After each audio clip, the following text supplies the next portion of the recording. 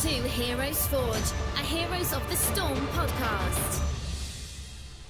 How's it going, Forgers? Welcome to Season 2, Episode number 74 of Heroes Forge, a community-driven podcast all about Heroes of the Storm. This is your show host, Jeff Reynolds, and I'm here with the co-host of the show, who is more awesome than Diablo 4. It's Kristen Ashton. Oh, Diablo 4. I could imagine they just reskinned Diablo 2, released that as Diablo 4, and we're set. We are set. What would you think? Would you be up for a reskinned Diablo 2? Oh, hell yeah, I'd be up for that. I'd be up for anything. I was sitting here trying to come up with how awesome you are, which is, I mean, there's a lot of awesome things out there, but I was thinking what would be really awesome would be Diablo 4. Even if they reskinned Diablo 2, and I think you're more awesome than that. Right, because we could give Diablo 4/2 to our kids, and that's really cool. Pass on the love of a story, of a lore, of a world that you yourself grew up with, to continue it on further generations. Absolutely. Oh man, there's so much going on in Heroes again every week. I'm telling you, second anniversary events coming up, Kristen. It is, and it's coming up fast, too. And this one, it sounds like they're just going to be loot boxes raining down from the heavens regardless of wins or losses, right? Absolutely. Heavens or hells, depending on where you're playing or who you're playing. That's true. Now, preferably the hell side, but I would be interested to see the statistics as to which side wins the most. If you have a statistical advantage. You mean like if you're on the side of, oh, that's very interesting. I would be really interested to see that. I would guess that the hell side would win more too. Well, the vote's for the hell side, right? But I wonder if starting on the angelic side keeps your mind calm and collected so that you're not so filled with rage and anger and all of those hellish emotions. We're going to be talking a lot about Diablo in this episode, and if you're a Diablo fan and you listen to this show, you know that we are super Diablo fans as well. And that Necromancer beta, Kristen, have you had a chance to jump in there? Not recently, but the last time I played it was at BlizzCon, so I have had a chance to play with the Necromancer, and Corpse Explosion, just be still my heart. Who doesn't love a good corpse explosion? And with the graphics nowadays, it's even more fun than it ever was. Yeah, and you know, it reminded me a lot of, I mean, this is good, Zool. Zool in Heroes of the Storm has a lot of really great throwbacks to the Necromancer in old Diablo. And so playing the new Necromancer with the bone spear and the whole deal, I mean, it's really fun. And if you have a chance to jump on that beta for Necromancer, even when the Necromancer comes out in Diablo 3, I think it's worth playing the whole game over and over and over again. Oh, it really does. And of all of the stuff you get to collect and the flavor of the fight style, that's the most fun part of trying new heroes, is that you can succeed with every type of hero, and every type of hero requires that you have a different skill set in order to succeed. Yeah, and it's just fun. I mean, it's fun to get with your buddies and battle through all of those prime evils and get to the end, and then if you don't know what happens, shame on you. You should have played Diablo 3. But you should have played it already. But let's not forget, here's not a non-spoiler, the Hell Rifts. The challenge of seeing just how far you can go at certain levels until you need to stop, gear up, and try again. Yeah, and if that's how you choose to spend your holiday weekend this weekend playing some Diablo 3, that's well spent. If you happen to not have Overwatch, guess what? You can play it for free this weekend, and you should be not listening to this show on Sunday right now. You should be playing Overwatch. Yes, get in and have as much fun as possible. Pwn the noobs. Get pwned yourself because you are a noob if you are. I mean, even my family is getting in on this. My siblings are being like, Kristen, we're playing Overwatch and it's so much fun. And I'm going, yeah, you get it. You're hooked. I'm at work and my boss says, you know what, I got Overwatch for my son because all you do is talk about how cool that game is, and I got it for him on PlayStation, and now I find myself when everyone goes to sleep and I can't sleep playing Overwatch on my son's PlayStation, and I can't stop playing that thing. Yep, everybody needs a hobby, so why not a very fun, very beautiful, very well-crafted video game? Yeah, and this is the one. And you can play it for free, so get in there and play it. Something we didn't talk about last week that I wanted to touch on a little bit is the whole Destiny coming to BattleNet. I mean, I think it's so cool that we're opening it up a little bit and we're bringing in Destiny because... Also, I'm always thinking about these marketing campaigns, right? So all those people that play Destiny are going to be in BattleNet if they're playing it on PC, and they're going to be seeing these other awesome games in BattleNet, and it's going to be cross promotion for both sides. Oh my goodness, and on an enormous level, right? But I'm interested to see where this takes the future of Blizzard, right? Because this opens the gate. No longer is it just Blizzard-specific IPs. Now we're bringing in another game. So I'm very intrigued to see where this goes and if this is too much or if it's exactly what it should be. Yeah, the only thing I ask, because I wouldn't do a podcast about a Blizzard game if I wasn't a super fanboy, right? I just want them to have their own tab. Like, I don't want to see Destiny in the same tab as my Blizzard games. I want to tab over to like something that says other games and be able to see Destiny there other than, just a Destiny icon, which I doubt will happen because Blizzard is saying that they're only bringing over Destiny for the foreseeable future, but you know how those things change. Exactly. They change very quickly, very, very quickly based on public reception, as we've learned over the past few years, and the power of the internet.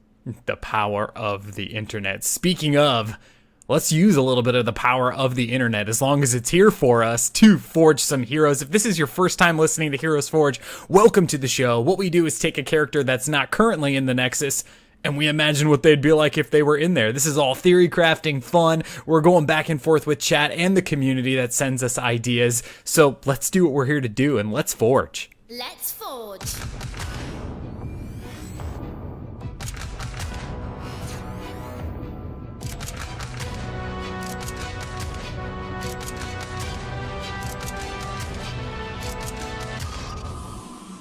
All right, Kristen, you got to pick the hero this week, and I said we were talking a little bit about Diablo this episode, so I'm assuming it's a Diablo character.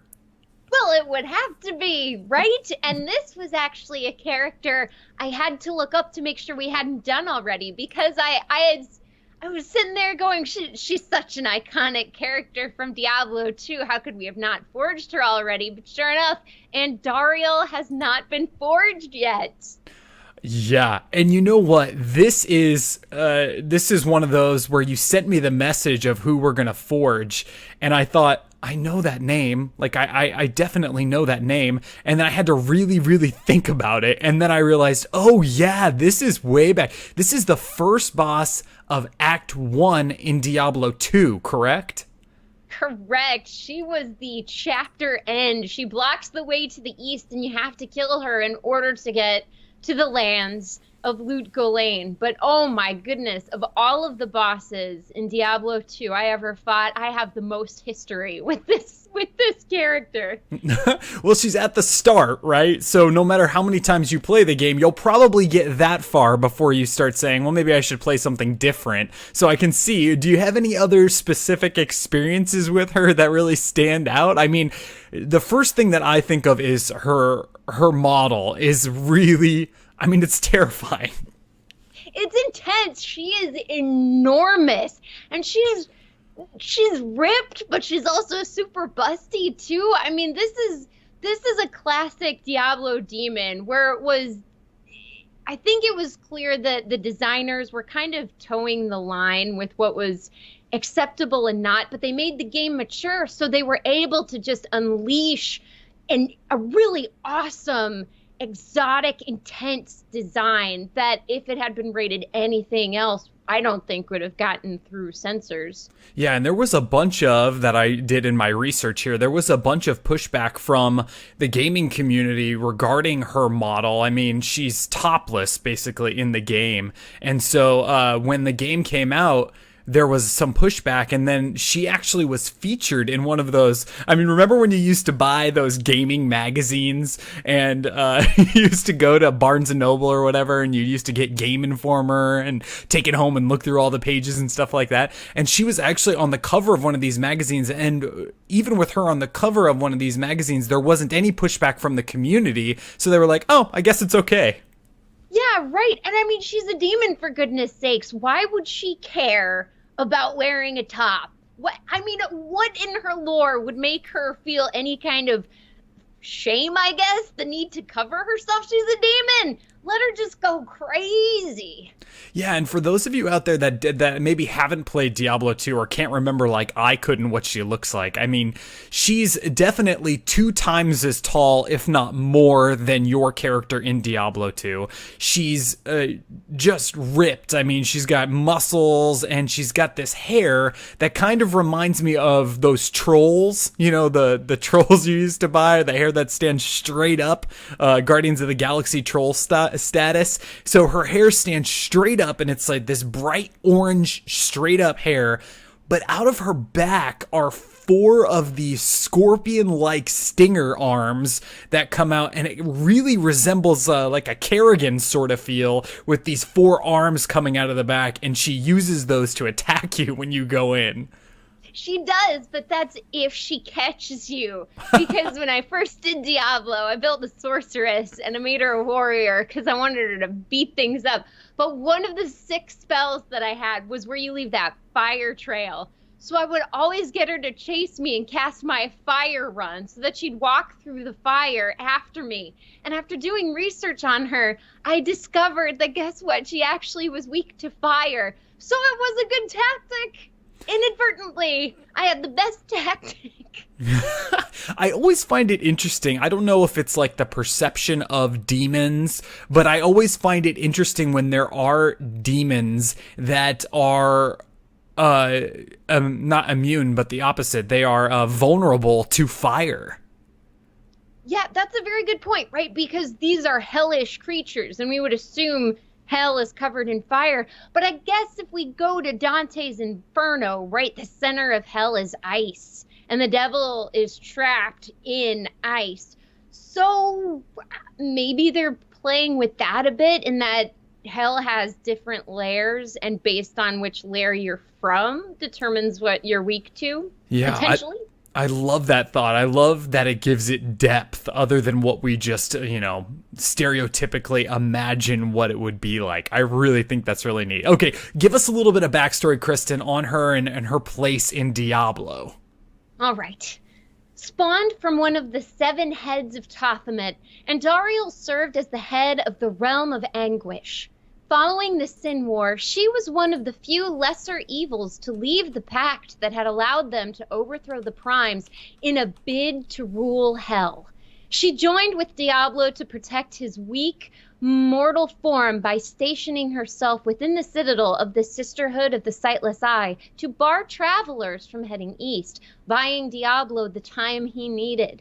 However, heroes eventually made their way to her lair and sent her back to hell from whence she came. Yeah, it's a great story. I mean, there's the fact joining with Diablo is something that we don't really hear about a lot from these prime evils, or these evils. They don't want to work together. They want to rule hell themselves in a selfish way. So the fact that she joins up with Diablo is pretty unique. Yeah, I mean, it's classic warring monarch story, I guess, right? You make pacts and you fight with each other until you get what you want, and then you go, no, bugger off, buddy, and then you make a pact with who was once your enemy, and you marry after children to one another, and I love it. And poison is a big part of her battle, right? When you're fighting, and these videos that I watched to remind myself of what this Andariel fight was in Diablo. I mean, you're trying to get as many potions to cure your poison and to keep your health up, and she's doing these poison attacks, and I guess that plays into her scorpion back arms. I don't know what to call them. But really, though, it plays into all of that. And it's a hard battle when you first start playing, especially at the beginning of the game when you're not really sure how the potions work and all that jazz. Right, but luckily this was a game where you could lay down town portals, go back to town, buy some more potions in the middle of a fight if you needed to, and then come back and just keep going with the fight. You could also stand there and just keep downing the potions regardless of how poisoned you were, which is what I did many, many, many, many times. Cheesing the boss, Kristen. You're cheesing the boss. Right? My mom's from Wisconsin, so I've got like half cheese history going on in my background. And then her family's from Germany. So, I mean, cheese, it's part of me. Let me tell you a funny story that's a little bit off topic here, but I always try to take it. Me and my buddies always try to take advantage of all of the cheeses that can work into games to try to make boss fights work. And sometimes the cheesing of the boss actually is harder than the actual boss fight. Like if you were to do it legitimately. And my perfect example of that is when we were playing Destiny on Xbox One.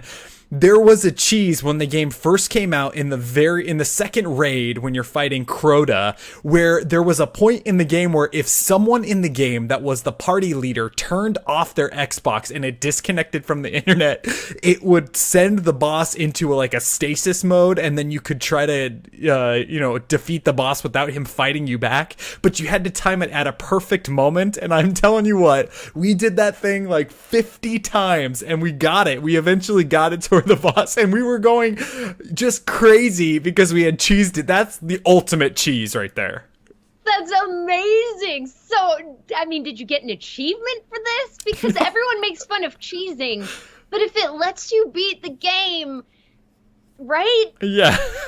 It's legit. It was harder than the actual fight, and I remember getting frustrated that we couldn't get it to work, that we couldn't break the game. There's no achievement because they obviously didn't design it like that. We were trying to break it, and we eventually got it, and the lesson of the story is just might as well gear up and do it for real, because it's probably better that way. Let's get into Andariel and what her kits would be in the Nexus if we brought her over. Kristen and I both have designed a kit for her. We haven't seen what each other has written out here, so it's kind of fun to talk back and forth and get your input on what we're doing. So since I lost the Twitter vote, because both of these builds go up on the website after it's over, and also on our Twitter page, you can vote on which one you thought was better.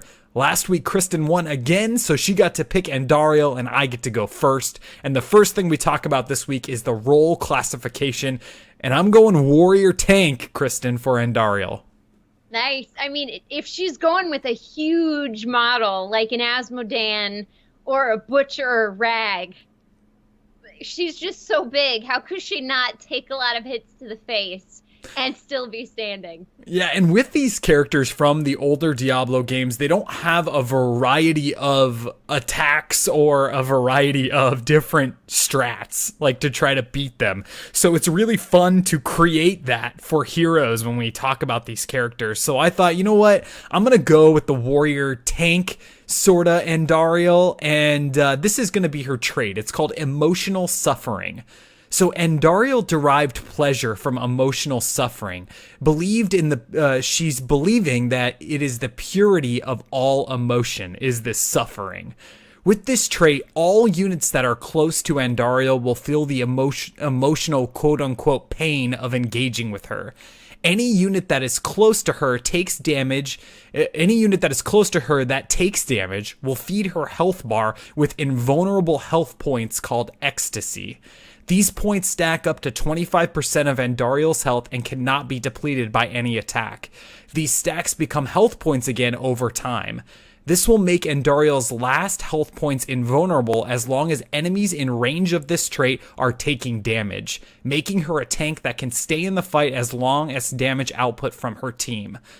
And this is a quote that I thought was really cool from the Wikipedia page. Andariel was said to abhor isolation. She sustained herself on the suffering of others. Oh, dude, that's sick. This sounds like an Artanis, right? Great Artanises just keep going. As long as they're there to melee you, they just keep going because of those shields. Oh, this is great. How big is this area? Pretty small. She's going to be a melee tank, just like she is in Diablo. So she's going to be up close and personal with these people. And, you know, the draft strategy against Andariel would be to pick ranged heroes that wouldn't be in range to give her a benefit of this trait. And basically, that was just a really wordy version of every time someone around her gets attacked that's an enemy hero, she gains invulnerable health, basically, where it will eventually decay and become health again. But as long as heroes around her are getting attacked, she's got a little portion of her health that won't ever go away. Right, 25%. I'm glad there's a cap on that. Could you imagine how frustrating it would be if it just kept going? That's it, GG guys. They drafted Andariel. I don't know how she got through, but she got through. So true with this one. Would it be point for point? So every point of damage done is a point of this ecstasy that she gets? Or would it kind of be 1 point and a little less to her just because she's got that 25% cap?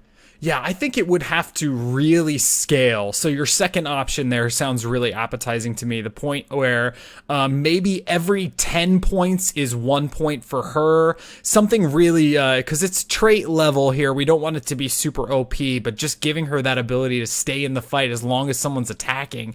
And something that they always say on Into the Nexus, which I think is amazing advice, is continuing to use your auto attacks as you're battling in the game to never stop that sustained damage as long as you can, because that's free. I mean, auto attacks are free out there. So this is something that would encourage your team to continue auto attacking, continue attacking to keep her up.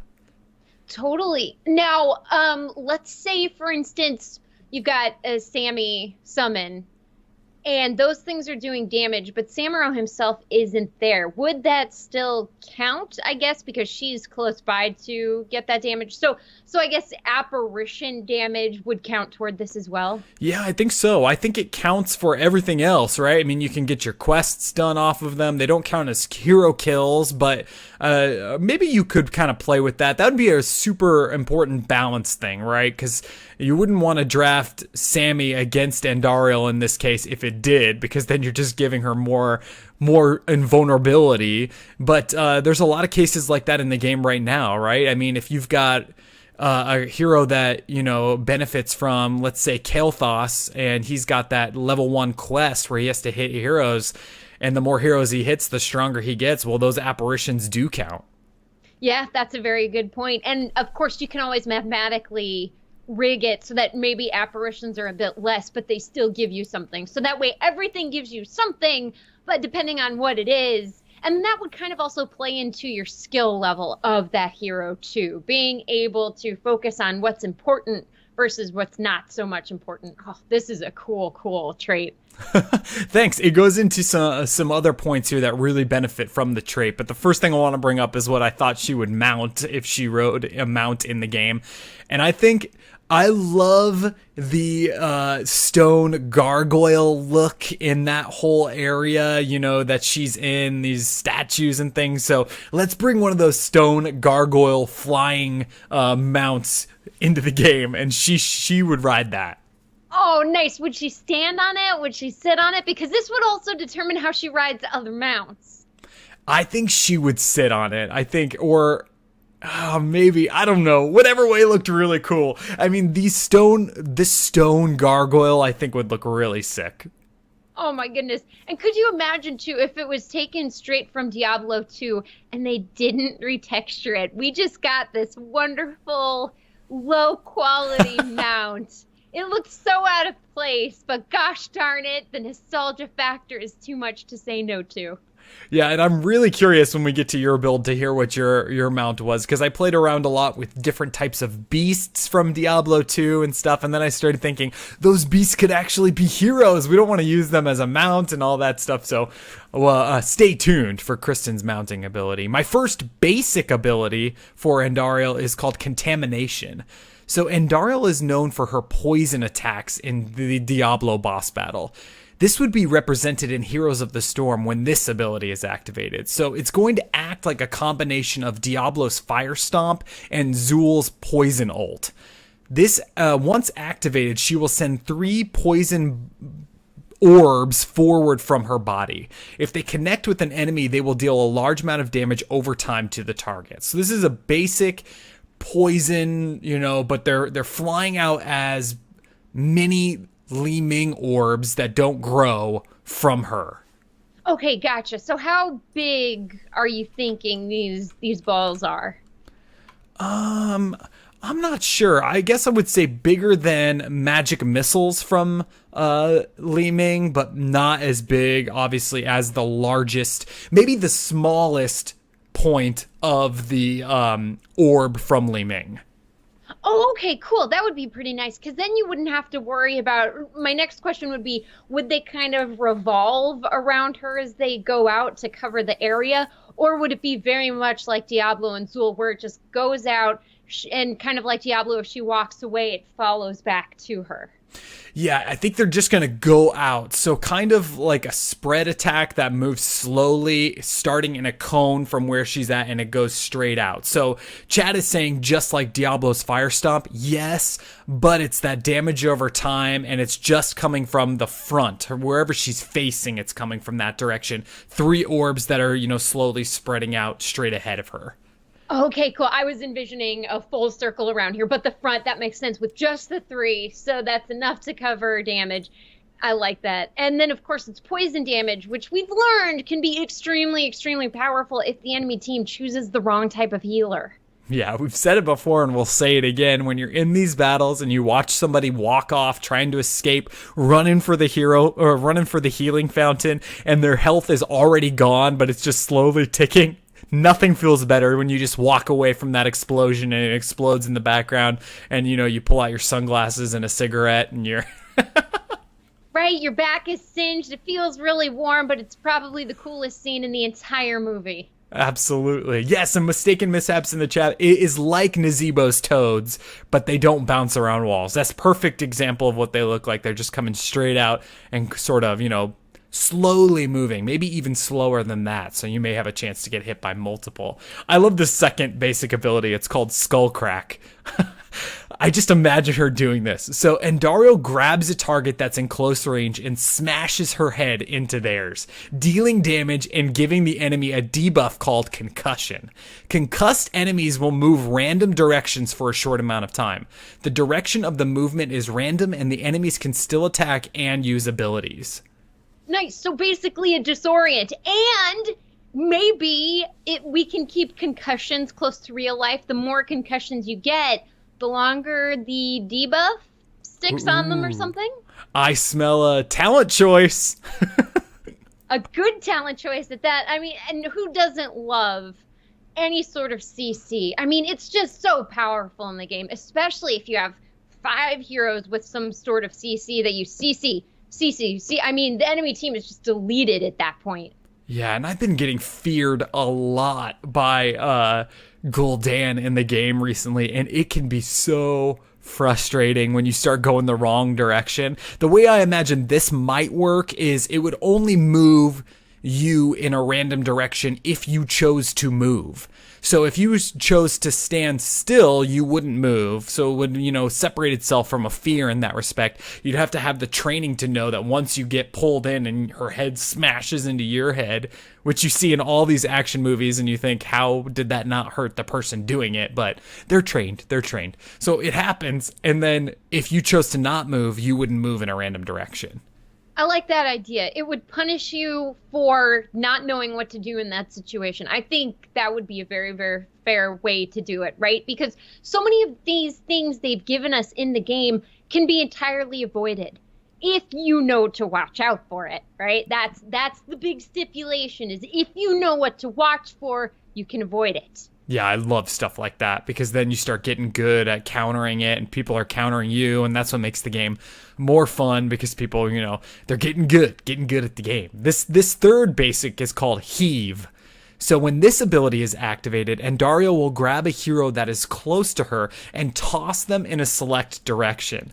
This ability can be used on enemy units as well as friendly units, and they fly for about the distance that is the length of a dwarf toss. Cool. I mean, what tank doesn't want a good mover, right? I mean, Muradin's Haymaker, though not always taken, is a very, very good way to isolate a squishy and reposition them. You know, maybe with this, instead of being front line, grabbing the tank and throwing him back behind his team, you go deep, you grab a squishy and you throw them to your team, who is back ready to grab them, ready with stuns, ready with roots, and then just deletes them. So it doesn't matter that you're in the middle of the team. In fact, you should be in the middle of the team because of the trait. Yeah, so it would be so awesome. I just imagine esports moments here where Andariel comes in, headbutts somebody, grabs him, throws him over the wall, but it happens to be Genji, so Genji flips back over the wall, dashes forward, starts hitting you. I mean, there's just these awesome things. I like to see people play really well because it inspires me to try things like that in the game. It's true. You look at characters in a different light you wouldn't have otherwise have seen. And you're right, it is inspiring to play that hero better. As scary as it is for me to be up against the same hero that I'm playing, it's always kind of interesting because you watch what they build and you see what they do if they're better than you. So you can learn what they've done and kind of incorporate that into your play style, thus becoming that much better. Yeah, and I love the thought of using this on your own heroes as well. Like if you're in the battle and let's say Thrall's right next to you, you know, just dishing out damage, but is about to go down, about to die, you can grab him and throw him backwards and save him. I mean, that's totally a tank thing. I mean, when you're in there, you gotta really control the battle because you have all the tools.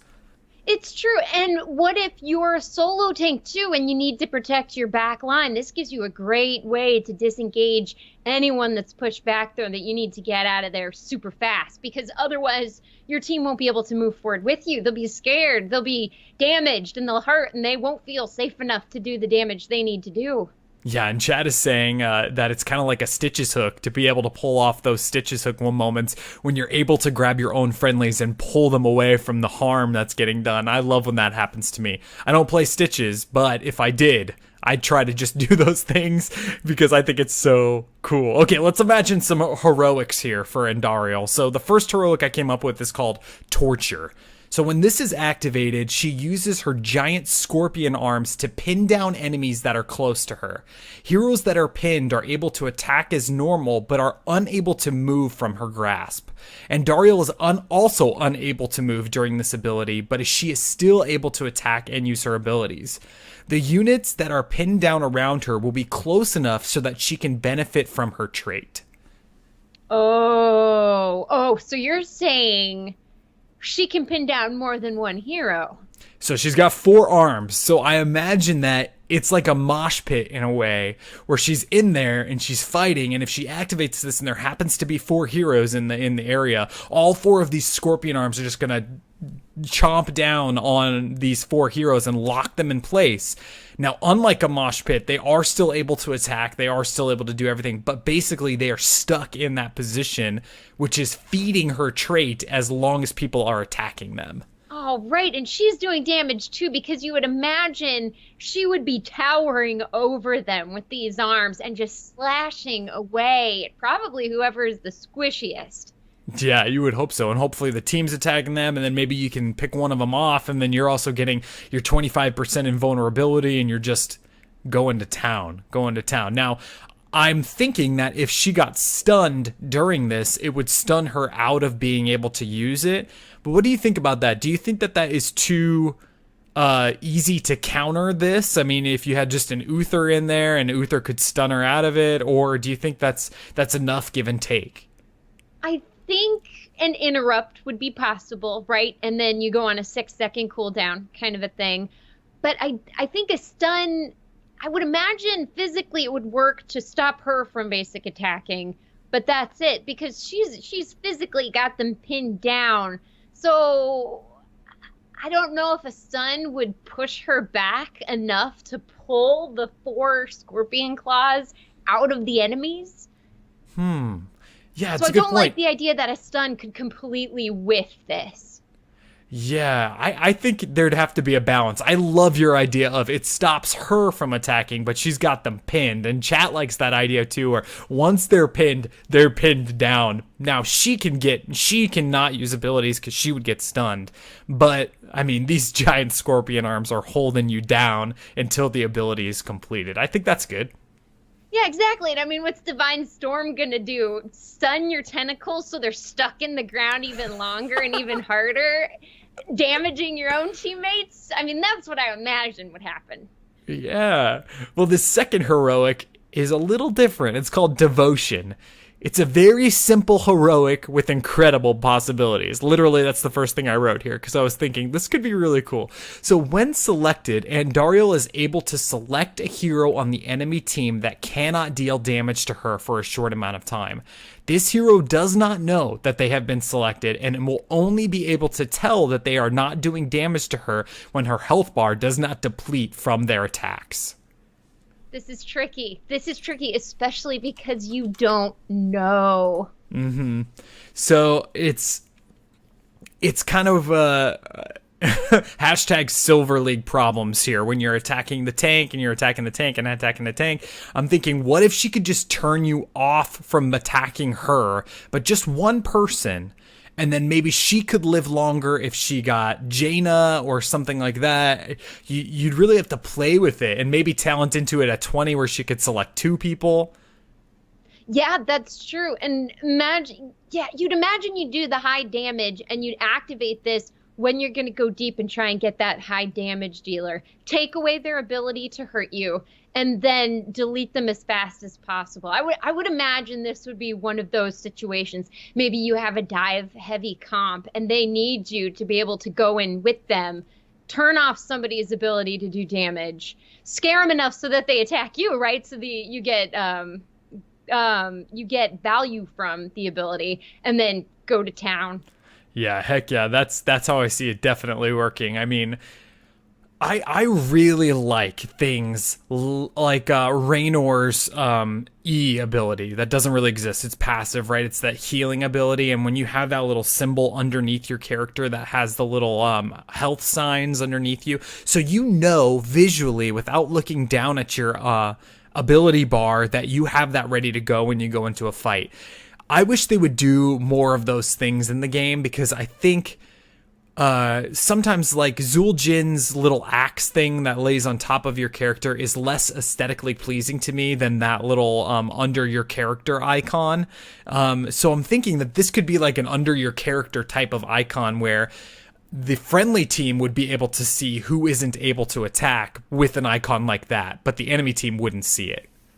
That's a good point. And you can imagine that would be pretty easy to implement as well. You know, maybe just change the color of the enemy hero so that it's even clearer that they're the one that won't be doing damage. But not only they're not doing damage, but they're probably also the target that Andariel wants you guys to go after. Yeah, great idea. I love both of those. They'd have to remodel everybody to make it to make new models that maybe show some sort of demonic cloud around them, like an Abathur clone.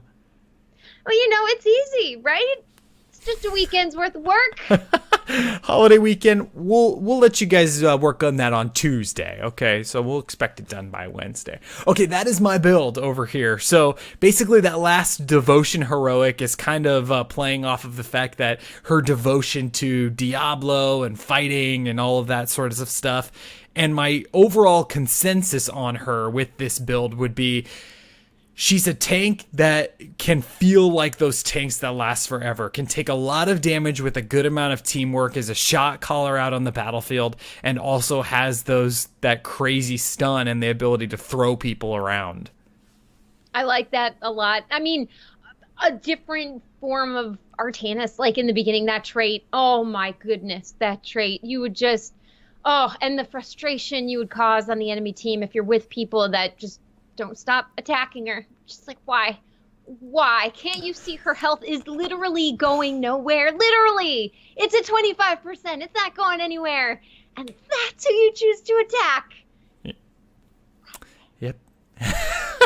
Happens to me all the time. And I even find myself doing things like that in the game, and I have to scold myself when it's done thinking, why was I doing that? Like I was just feeding Zarya's shield or whatever it was. I mean, you just get into the heat of the moment, and those are things that can win the game for you. So why not throw another hero in there that has something like that? Before we get to Kristen's build, we have a bunch of people that we need to thank. We need to thank, for sure, the patrons that help support this show week after week. Thank you so much. Hopefully you all found in your inboxes a little treat from us. Thanking you for all of your support over all these many 74 episodes. And if you'd like to become a patron of the show, you can head on over to patreon.com/HeroesForge, and you can check out all of our patron goals and your own personal patron feed of everything that we put out there onto the interwebs. Also, we need to thank everyone that's given us a 5-star review on iTunes. The reviews are rolling in. Thank you so much. It helps the show grow when people search for all of those great Heroes of the Storm podcasts out there. It helps us pop up with some of the great podcasts that you could also listen to that we do too. So check it out. And if you like the show on iTunes, give us a 5-star review, leave your name, and we'll give you a shout out right here on the show. All right, Kristen, let's get to it. What role classification were you thinking? Okay, I stuck with Assassin. I really like the idea that she deals a lot of damage, and she's going to keep dealing a lot of damage, mostly because my memory of her is she was the first real big boss I came across that just decimated my health pool. It wasn't even, I was dead in a few seconds. Yeah, and I feel like this is totally your type of style with the type of character here. I mean, just really claws and, you know, these arms and just in there doing damage, raw damage, just by physical ability. It's true. I know physically, maybe it's because I was born a small girl, that my fantasy role would be a huge hulking beefcake of a person. Schwarzenegger, you know, just maybe that's why. Maybe it is, but it's great. I mean, I love it. Tiny tank, right? Exactly. So I have to be as tough as I can in this small body. I'll never be 6'4", but I can have the soul of a 6'4". Yeah, and your D&D character can be 6'4", and also Andariel in Heroes of the Storm, right now you're about to design, can be 10'3", or however big you want. What trait are you thinking for your assassin? I went with an aura as well. Great minds moment, right? So this one is called Drain. It's awesome. So as the Maiden of Anguish, it is documented that Andariel feeds on the emotional essences of those around her. When enemies get too close, their regenerative capabilities, both health and either mana, hatred, rage, whatever, are slowed as Andariel feeds off of their emotions, prompting her regenerative abilities to increase. Dang, what a great idea. That's something we don't play with in the game right now. I mean, they don't play with that health regen by slowing it and mana regen by slowing it, right? I mean, do I know, am I forgetting something? I don't think so. No, I think you're absolutely right. That's one thing that hasn't really been touched. I mean, poison-ish, because that takes away a chunk of your health that slowly deteriorates over time. But the deterioration percentage, the regeneration percentage, that doesn't really shift. Yeah, and so you're saying she's feeding off of this. So does it work? Does it stack for the amount of heroes that are around her that are taking a hit from this trait? Like if there are 4 heroes around her inside of this aura and they're all having their health and mana regeneration slowed, is she 4 times faster? Yes, but maybe it would be nerfed so that she'd need at least 2 or 3 heroes in the aura to get a full point of regeneration in both mana and health. Ooh, I love it. I love it because she's going to be in there like Kerrigan, you know, just doing some damage and also slowing you. Oh, I'm just imagining fighting somebody that's really mana dependent, like a KT or something like that. You're taking their health away. It's not coming back and they're losing mana. Exactly, and that can be very powerful. But of course, there's always the flip side where if you're fighting somebody who doesn't have mana, you're not going to get mana regeneration. And I say mana as the broadest term. That covers, in my mind, hatred, rage, all the weird terms, Zarya's energy. But if they don't have an energy bar of sorts like Sammy or Illidan or even Gaul, you're not going to get that as a regen. You'll just be getting the health. Ah, I see. And I have to say this. Chat is saying, Epic Lurker in the chat is saying, your salt, your tears, your feelings of worthlessness, they sustain me. It's a dream come true, really. If only that were the case in everyday life. It's great. Okay, what are you thinking for mount? The mount, you gotta use the legs. Oh, they're there, and they look like weird little leg things. So I would imagine she would throw them forward, and it would lift her body up off the ground, and she would use those to crawl across the battlefield. Ugh, it's like that primeval Diablo skin in the game, which is the coolest skin. If you don't have it, forge it. But like when Diablo lurks on the ground like an insect. I mean, really, I think of Andariel's arms like scorpion arms like an insect. Yeah, it's very, very true. And I mean, even for this, I researched scorpions and spiders to kind of see what tactics they had for catching food. If there was anything really, really crazy that they were known for that I didn't quite know about, because you could totally employ that with the arms. And that's how I think you differentiate her from Kerrigan, because I think that's a danger here. Because they're so similar. They both have wings, the red hair, the tormented background. Yeah. Tormented background is a big part of it. The silhouette would be difficult. They'd have to play with the silhouette a little bit to get her to have her own unique look on the battlefield. Hopefully they don't just create a skin for Kerrigan that is her. I mean, I could see that going too. Well, I mean, if they did, they could always take it back if Andariel does come to the Nexus. Are you saying you want Widowmaker in the game, Kristen? I'm saying it's not beyond the potential of their powers to do that. Maybe I do want Widowmaker. Maybe I think Widowmaker's a cooler character than Nova. Oh, throwing the gauntlet. I think I'd have to agree. Not on the lore aspect, but just the look for me, I think is cooler with Widowmaker. Anyway, we're off topic here. Let's get into some... before we move on, I do want to say, isn't it so weird? I mean, the types of searches that we do when we're building these things up, like looking up how scorpions walk and what scorpions do. I mean, it's really cool the amount of research we both do for these things. Yep, and I mean, of course, it might come off as unsavory hunting tactics. Maybe you want to look up the worst way to destroy someone's face or something, or you need to study concussions and brain damage. You know, it all goes into creation. And I think a big part of being an artist, in a sense, you create things, is not being squeamish when it comes to studying, because you really have to study a lot of things to come up with a believable creation that humans together understand as terrifying or awesome or beautiful. Yeah, absolutely. Couldn't agree more. Let's get into some basic abilities here. What's your first one? First one is called Deadly Punctures. When an enemy gets too close, Andariel can activate this ability to stab her foe with all 4 of her extra appendages to deal massive damage that is dealt over time. This attack locks the enemy into place until the damage is dealt in full.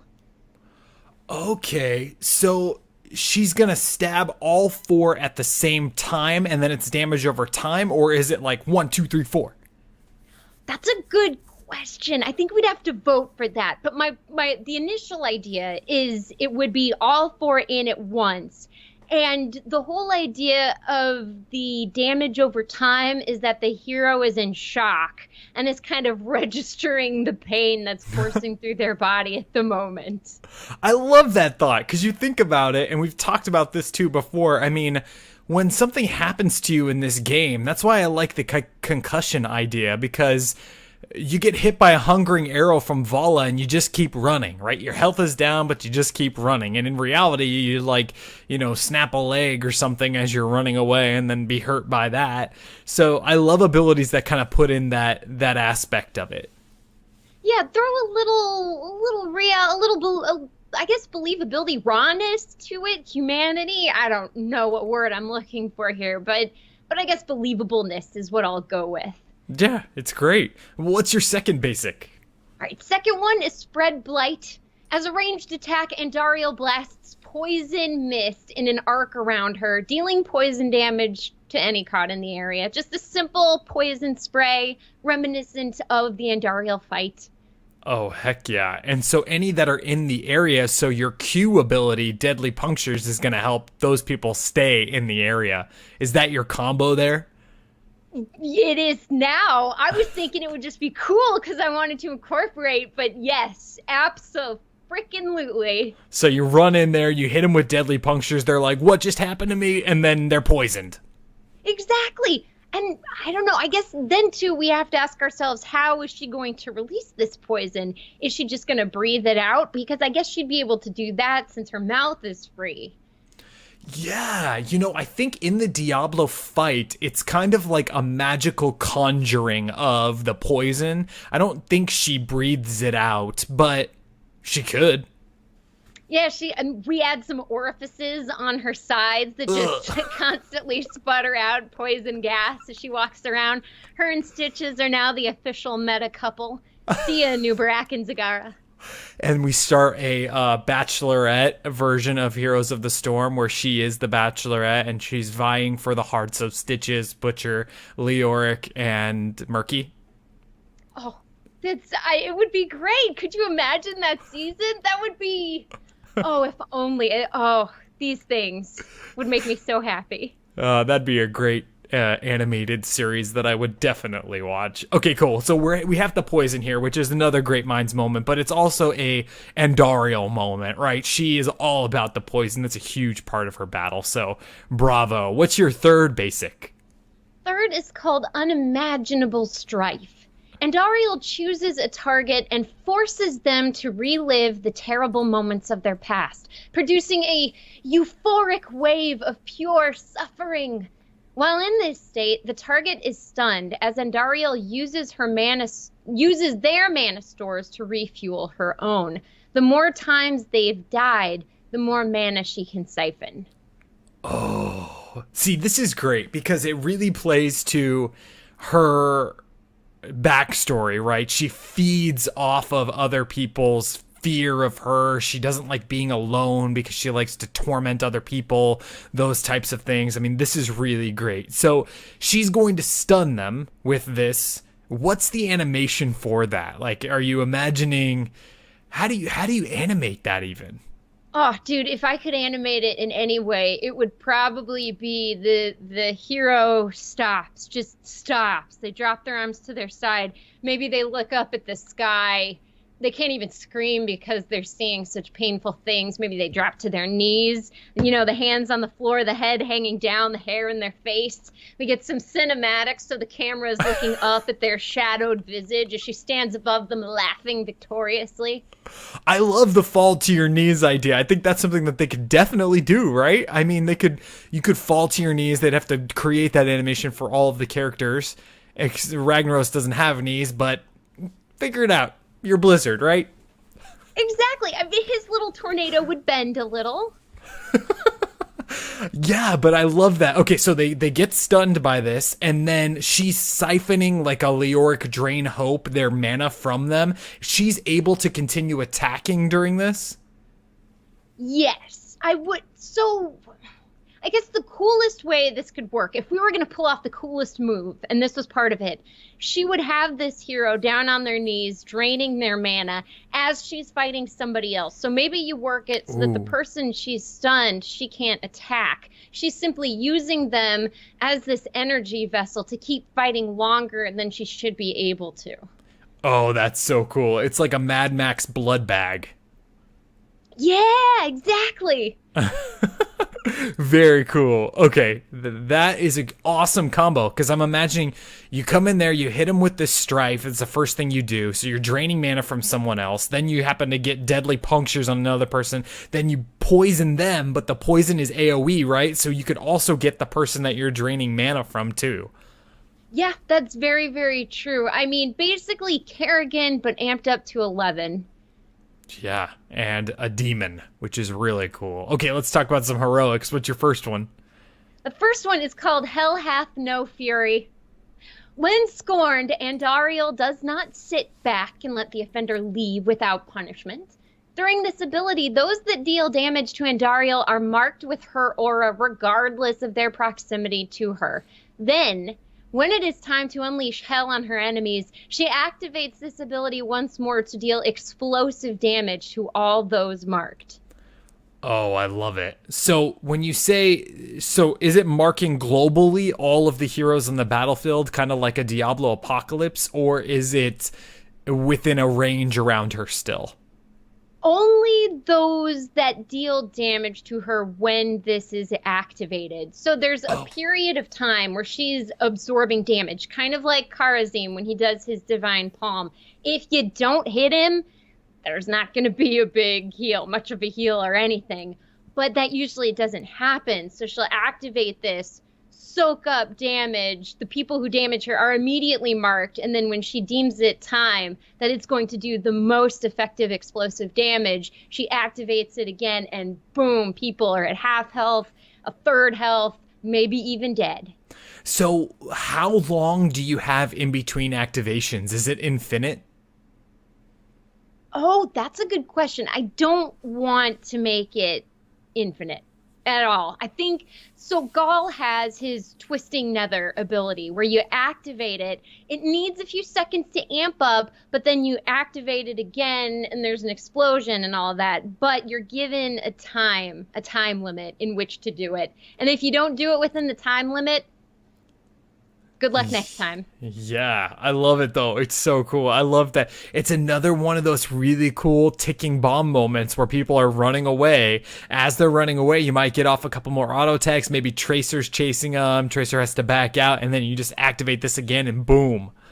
Yeah, exactly. And of course, if their regeneration is limited, they're probably going to be limited in the fight altogether, which means you could really pop this at an inconvenient time and then take advantage of a team that wasn't ready to deal with the backlash of such strong heroic. And then you're in there with your scorpion arms. Just, I mean, this is brutal. I really, really like it. Oh, what's your second heroic here? Okay, the second one, I basically wanted to have the ending of her fight in Diablo 2, and this is called the Pain of Defeat. When killed, Andariel erupts in a pillar of flame that knocks down the very heavens. Chunks of debris come crashing down, damaging and stunning any knocked by them. Love it, because that is exactly from the fight. In the fight, though, which I read today, the debris doesn't hurt you, but in Heroes of the Storm it would. It would. It would be kind of like Gul'dan's Reign of Destruction, except I would imagine in a smaller, more compact area, so there's a good chance you're gonna get hit. Yeah, and it is a brutal death animation, right? I mean, it's like, I can't explain it. It's like a bomb went off. It's crazy. Oh, she is purged to hell and back, right? But not back, just straight to hell, and that's where we leave her. And so does this, this fire pillar of death and doom also deal damage itself, or is it just the debris? Oh, the fire damage would be absurd. If you are anywhere near that fire pillar, what are you doing there? You do not go near this pillar of fire. It's going to kill you. It's like Tyrael's trait, but heroic. There we go. Oh, that is so, so cool. What a great build. Your synergy, Kristen, in this build is killer. It's so great. Okay, so how do you sum this all up? How do you sum up your Andariel assassin? I would sum it up with all these emotions, and you choose Anguish? There you go. That's it. I mean, there's Anguish. I mean, you're in there. That is assassiny. I love it too. I love that last heroic, because if you're really in the thick of the fight and you're gonna die, you're gonna take somebody with you. Yeah, and which is what you want. You need souls to make yourself even more important in hell. So why not damn a few of the other teammates with you? Enemy Absolutely. Teammates. If you're going down, you're going down with somebody else. I love it. Well, before we call these HeroesForge, we got to talk about the best part here. We got to talk about specialty skins and dance moves. So we'll start with you this week, Kristen. What is your specialty skin for Andariel? Okay, the skin, it was a bit challenging, right? Because if you look up famous creatures with tentacles, it's mostly Cthulhu or the Kraken, octopus tentacles, and that's not what she had. So I looked up famous things with wings, and of course you've got Kerrigan, but why would you don't want to make her Kerrigan. And then there was Demona from Gargoyles. She had red hair in a mullet. She has the gargoyle wings, which you could totally adapt to these piercers that Andariel has. And she's got like hardly any clothing on. And they both love the idea of destroying humanity, just rendering it completely extinct. God, Gargoyles, taking it back. I loved it. It was a great series, and it was surprisingly loved in terms of story. There was a lot of episodic elements to it, and maybe that's why it didn't work too well, right? It was a kids show, but it had this linear story it was trying to tell. I'd really have to go back and watch it. I'd be really interested to go back and see how good it is now and like watch it for different stuff. I'm sure there's a whole bunch of different, innuendos and stuff that you don't get when you're a kid, but I love going back and watching that kind of stuff. Yeah, man, and Keith David does the main Gargoyle's voice. Really? Yes, and he's of course amazing, but this is, oh man, I love Keith David. Okay, I gotta find it somewhere. I'm sure I can find it online. My specialty skin is called Mean Girl Andariel. So she's a high school popular girl that thrives on the emotional and social tragedy of others in her school. I think you've probably found the most real-life version we could have of Andariel.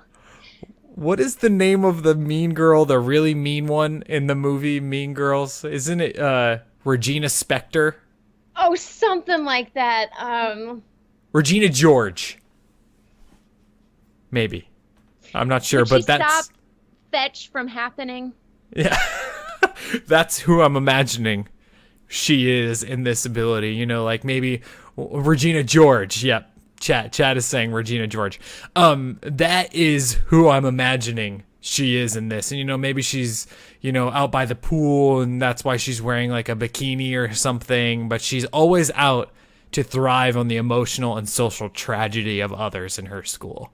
Maybe she trips people up and she laughs at them when they fall and they're stunned on the ground. Like she doesn't even attack them after she trips them. She just trips them and stands there and goes something like "Bach much."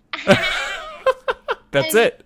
Then you just feel bad. Then you have to stop playing Heroes because too many memories from middle school and high school come flooding back. Right, and then when you play with some other people, they say that you're not good enough to be on their team, that kind of stuff. You're not allowed to sit with them at the lunch table and that kind of stuff. My dance move for the real Andariel would be the YMCA, but I just really wanted it to see with 6 appendages. That would be incredible. She could probably spell out the entire YMCA without having to move her hands, right? One tentacle gets the Y, then we get the M, then the C and the A. Yeah, because you could do the Y with the left 2 tentacles, the M with your arms up above your head, the C with the right 2 tentacles, and then the A could be your legs. YMCA. There we go. It's perfect. We've beat the game. The game has been completed. 100%. Give me the achievements. GG. Everything unlocked. GG. What's your dance move? I thought it would be great if we did the airplane scene of the being stabbed in the back, because she's got the things that could thumb point to her back. Maybe there's an imaginary knife, and she just does the little dance. Absolutely. Or just nothing there and just reference it, just randomly reference it without any sort of backstory. I love that too. Exactly. There's no knife back there. It's just what she's chosen to do because she can take that dance and make it her own. Absolutely. With that, we can definitely say that Andariel has been forged.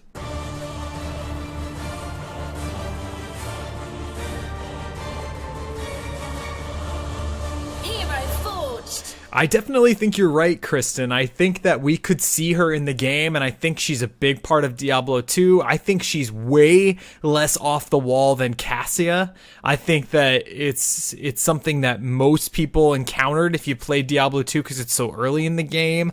I could see it. Yeah, and she's got, I mean, like we said earlier, the closest thing we'd have to worry about is Kerrigan, but we know the designers are professionals who are very aware of that fact. And I think the silhouette probably wouldn't be too challenging to differentiate because the hair alone is pretty special. Like you said, she's got troll hair. I don't think there's another hero in Heroes that has troll hair. I think the closest might be Zuul-Jin, but it's more like a mohawk that goes up. I mean, I definitely think that they would not, it wouldn't stop them from creating her because of the silhouette. I think they're totally up to just change the silhouette. Be like, oh, well, you know her like this in Diablo, but she's like this in Heroes of the Storm, which may completely change the way she looks, but have the same flavor and the same feel. Exactly. And as long as the flavor and the feel are there, we know that the changes would be okay. I mean, look at Butcher. Compare what we have in Heroes to the art that was done for Diablo 3 and just how sick and twisted it is.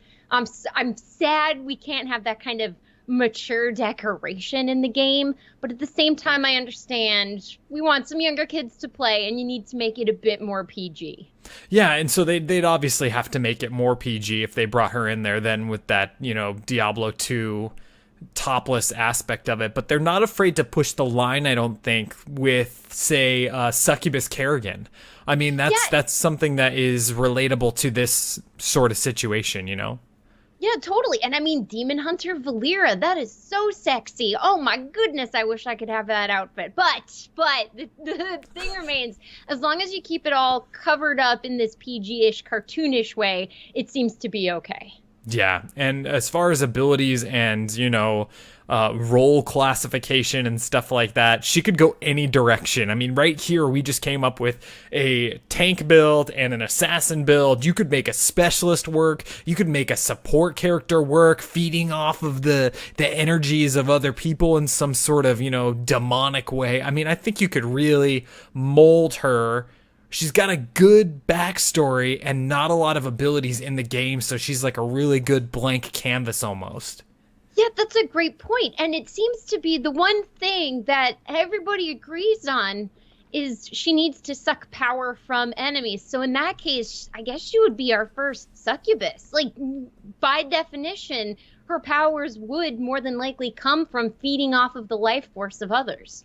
Oh, that is so cool. I could definitely see her in the game. I love when they introduce Diablo characters. Cassia seems to be doing well. She's off the wall for a lot of people. And so this, I think, is definitely doable. All right, well, we're going to call it there. Those are 2 builds right there. If you have an idea for a build that you'd like us to do, shoot us an email, contactheroesforge@gmail.com, or you can head on over to our website, which is heroesforge.club, and there's a contact tab there.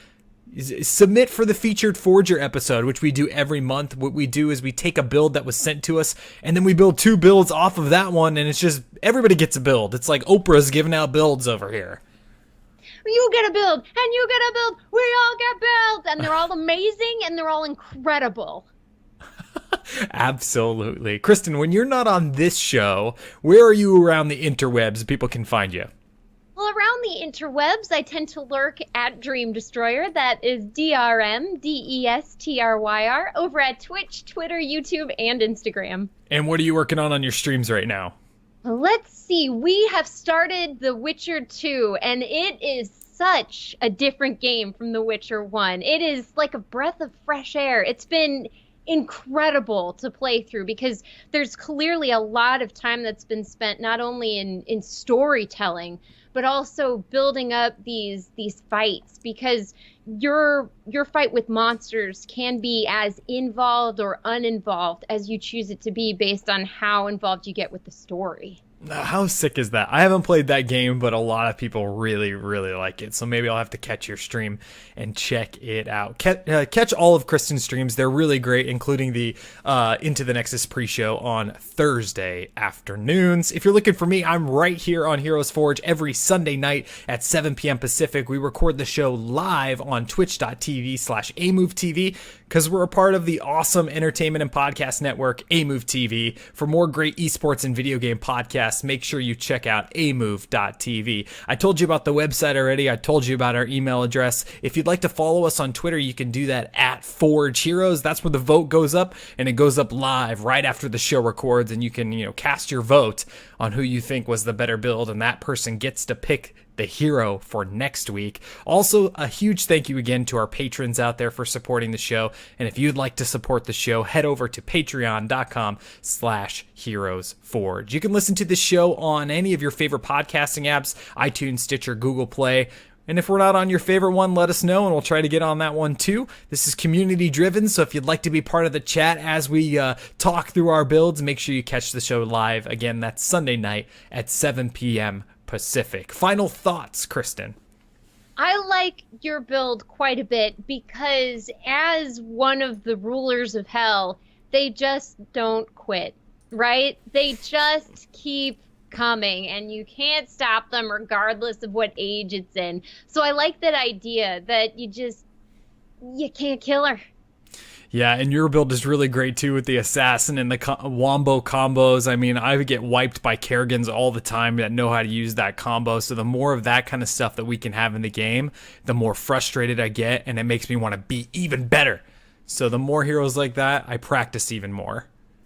Well, there we go. Turn it into a positive so you can self-improve, and then you get better because of it.